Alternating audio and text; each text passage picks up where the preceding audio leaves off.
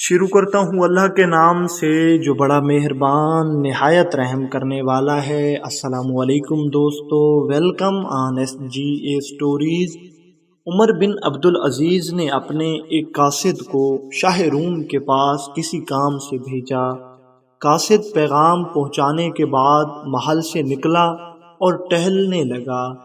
ٹہلتے ٹہلتے اس کو ایک جگہ سے تلاوت کلام پاک سنائی دی۔ آواز کی جانب گیا تو کیا منظر دیکھا کہ ایک نبینا شخص چکی پیس رہا تھا اور ساتھ میں تلاوت بھی کر رہا تھا۔ قاصد نے آگے بڑھ کے سلام کیا، جواب نہیں ملا۔ دوبارہ سلام کیا، جواب نہیں ملا۔ تیسری بار سلام کیا، نبینا شخص نے سر اٹھا کر کہا، شاہ روم کے دربار میں سلام کیسے؟ قاصد نے کہا، پہلے یہ بتا کہ شاہ روم کے دربار میں خدا کا کلام کیسے؟ چکی پیسنے والے نبینا شخص نے بتایا کہ وہ یہاں کا مسلمان ہے۔ بادشاہ نے مجبور کیا کہ وہ اسلام چھوڑ دے۔ انکار پہ سزا کے طور پر اس کی دونوں آنکھیں نکال دی گئی اور چکی پیسنے پہ لگا دیا گیا۔ معاملات طے کرنے کے بعد قاصد واپس آیا تو عمر بن عبدالعزیز کے سامنے اس قیدی کی بات بھی رکھ دی۔ کیا لوگ تھے وہ بھی؟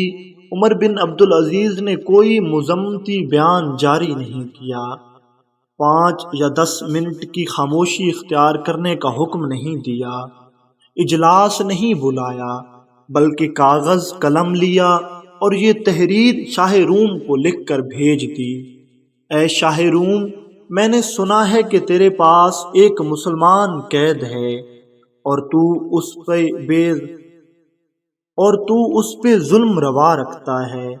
میری یہ تحریر تیرے پاس پہنچنے کے بعد اگر تو نے اس قیدی کی رہائی کا پروانہ جاری نہیں کیا تو پھر تجھے ایسے لشکر جرار کا سامنا کرنا پڑے گا جس کا پہلا فرد تیرے محل میں ہوگا اور آخری فرد میرے دربار میں ہوگا۔